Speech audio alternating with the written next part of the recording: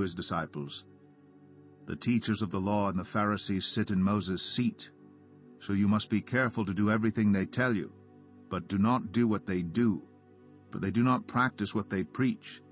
They tie up heavy, cumbersome loads and put them on other people's shoulders, but they themselves are not willing to lift a finger to move them.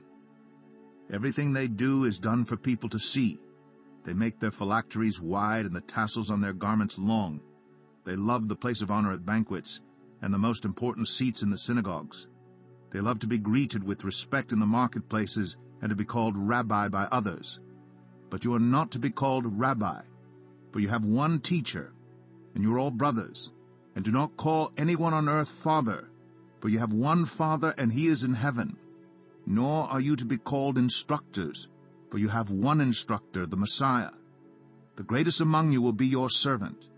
For those who exalt themselves will be humbled, and those who humble themselves will be exalted. Woe to you, teachers of the law and Pharisees, you hypocrites! You shut the door of the kingdom of heaven in people's faces. You yourselves do not enter, nor will you let those enter who are trying to.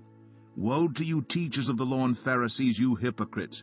You travel over land and sea to win a single convert, and when you have succeeded, you make them twice as much a child of hell as you are. Woe to you, blind guides! You say, if anyone swears by the temple, it means nothing, but anyone who swears by the gold of the temple is bound by that oath.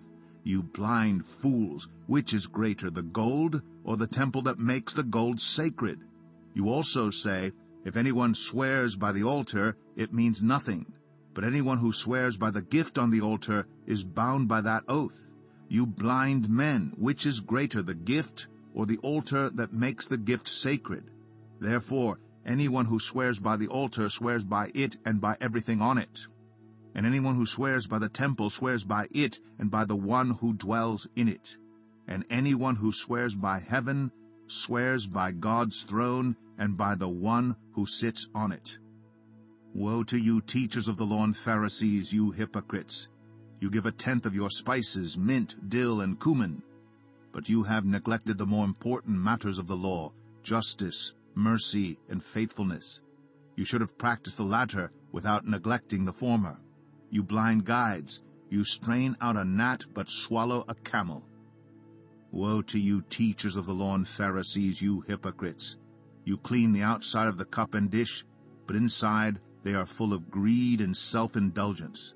Blind Pharisee, first clean the inside of the cup and dish, then the outside also will be clean. Woe to you, teachers of the law and Pharisees, you hypocrites!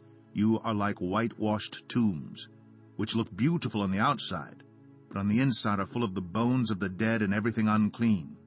In the same way, on the outside you appear to people as righteous, but on the inside you are full of hypocrisy and wickedness. Woe to you, teachers of the law and Pharisees, you hypocrites! You build tombs for the prophets and decorate the graves of the righteous. And you say, if we had lived in the days of our ancestors, we would not have taken part with them in shedding the blood of the prophets. So you testify against yourselves that you are the descendants of those who murdered the prophets. Go ahead then and complete what your ancestors started. You snakes, you brood of vipers, how will you escape being condemned to hell? Therefore I am sending you prophets and sages and teachers. Some of them you will kill and crucify, others you will flog in your synagogues and pursue from town to town. And so upon you will come all the righteous blood that has been shed on earth, from the blood of righteous Abel to the blood of Zechariah, son of Berechiah, whom you murdered between the temple and the altar. Truly I tell you, all this will come on this generation.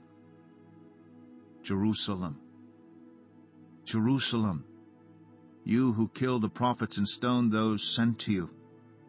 How often have I longed to gather your children together, as a hen gathers her chicks under her wings, and you were not willing.